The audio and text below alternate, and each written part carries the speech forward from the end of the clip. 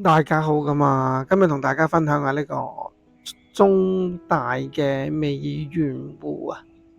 咁踏入呢個春天呢，咁入邊嘅花呢，其實就唔係好明顯啦，但係都有嘅。咁好似呢個杜鵑花啦，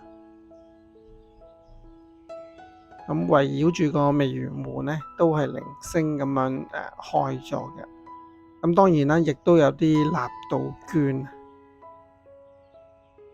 咁佢杜鵑花咧，亦都有唔同嘅顏色啦。咁跟住咧就去行下呢個銀杏。咁大家見到咧，而家嘅銀杏咧就落晒呢個葉啊，咁啊得啲枝嘅啫。咁同隔離嗰個雞蛋花咧，其實就冇乜分別啦，大家都落晒啲葉。咁上面咧原來種咗啲桃花同李花，咁大家咧就喺山坡上行多2級樓梯啫。咁李花其實反而就少見啦。雖然我以前細個咧喺屋企係有種過嘅，但係咧後尾就冇。但係佢如果開嘅時候咧，其實白色嘅花其實都好靚。但係細心睇咧，其實佢有啲似呢個櫻花咁一束一束嘅。咁呢隻桃花咧就今年可能天氣真係涼咗少少，咁佢喺地嗰啲咧就會遲少少開，咁過咗呢個農曆新年啦，就快15啦咁咁佢咧見到仲有好多冧喺上面。咁呢隻其實就重返嘅桃花。咁見到呢個梨花咧，係啦。咁原來隔離咧仲有棵梨嘅，咁呢一串梨花咧，其實都開得幾多下。咁其實佢除咗好睇之外咧，其實就係攞嚟食嘅。咁其實喺斜坡下邊咧，其實都行遠少少嚇。咁過咗條橋都有個吊鐘王啊，咁呢隻紅花或者叫紅花河啦。咁都係啲華南地區嘅原生植物嚟嘅。咁喺北區公園其實好多公園反而多見，咁反而咧係吊鐘咧就少見啲嚇。但係咧呢度嘅吊鐘咧就唔知點解佢一半咧就落咗啲葉係啊，都落得幾多嚇。剩翻一半咧，仲有啲花開或者係啲葉嘅啫。咁狀態就麻麻地下。咁大家見到咧係有啲枯枝嘅。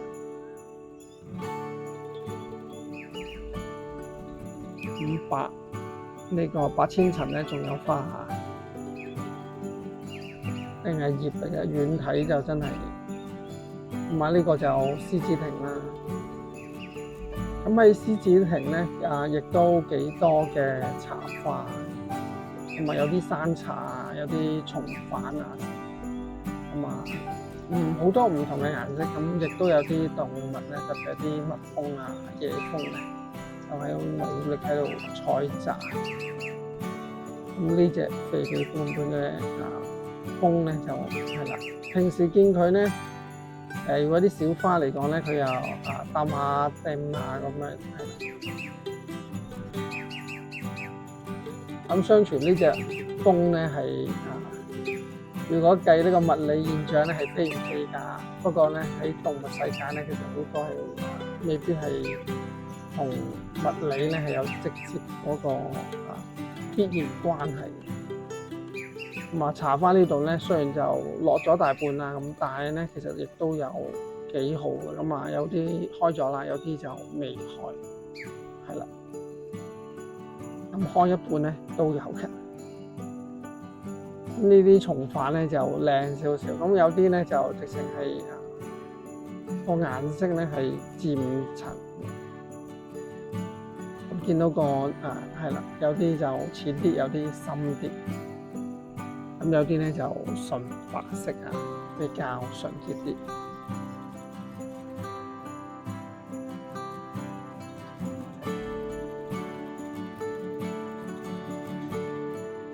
咁有啲咧就話隱隱約約喺收有少少含羞答答咁樣，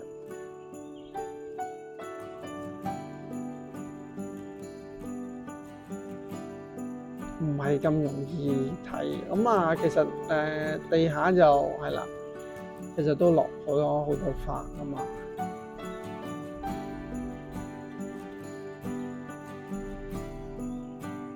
大家咧，如果喺出邊冇咩影咧，其實可能行入去兜翻個圈啊，咁入邊咧都幾多嘢影嘅。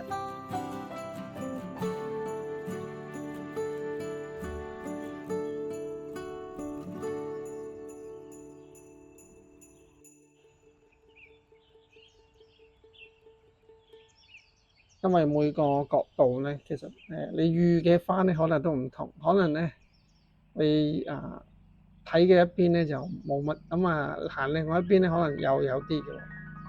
咁就算有啲跌咗落地下咧，都好靚㗎。咁可能早前就落完雨啦，同埋有啲風啊，咁變咗咧有啲其實就風雨之下咧早啲落紅啊。同埋呢個咧喺唔同嘅角度睇呢個層次感咧完全係唔同啦。好密嘅呢個重瓣，咁喺呢個角度睇，好似一個千層嘅餅咁樣。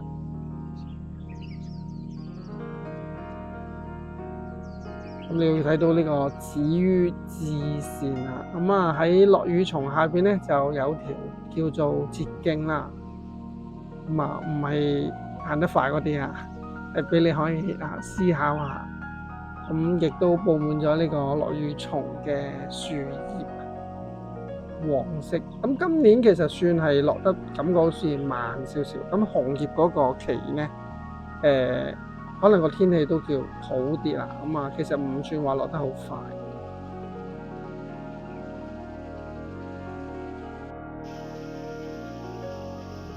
同埋呢個小花啦，係啦。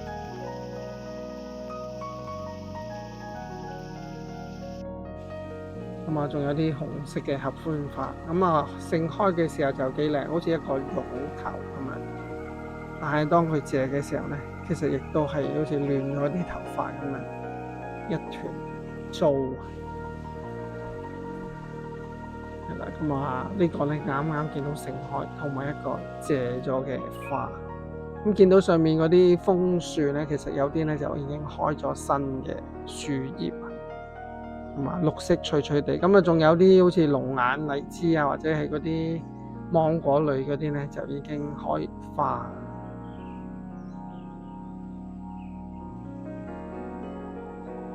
雖然啲落羽松咧就落咗樹葉啦，大部分但係啲喺灰色嘅呢個天空下咧，白蒙蒙佢個樹冠咧其實都幾密同埋豐富，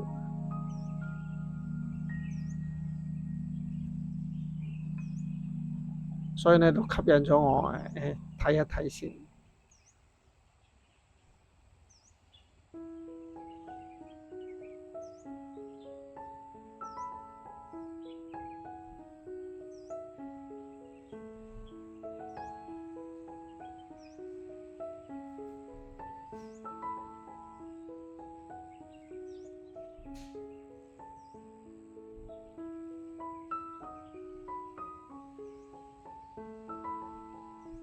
我都係圍繞住個護館咧就行咗個圈左右啦。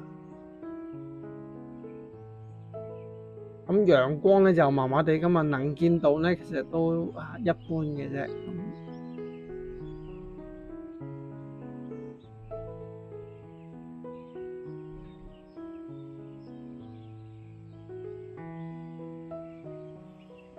雖然係星期日但係入邊咧其實都非常寧靜。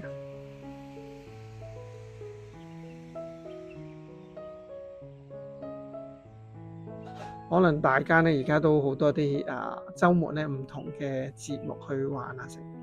仲有呢個湖邊嘅呢村前柳呢種樹咧原本係喺澳洲嗰邊，不過咧改咗個名咧又好軌呢個中國化，咁令到我都以為係咪中國原有嘅蒜咧咁樣。咁新年咧就更加開心啊！咁串前口啊，咁佢嘅花咧其實好似一把嗰啲紅色嘅嗰啲洗杯擦嗰啲咁樣。咁喺隔離咧亦都有棵呢啲黃花風鈴木，咁開得唔算話好好。咁喺野外咧，如果早段咧未開咁多嘅時候咧，其實就大家唔好諗住真係好好玩。咁其實佢好多雀鳥喺未有其他啲糧食之前咧，咁其實都會食咗啲花嘅。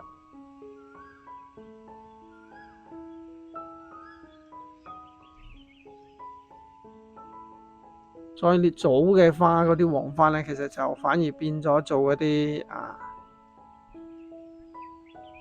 雀鳥嘅糧食啊。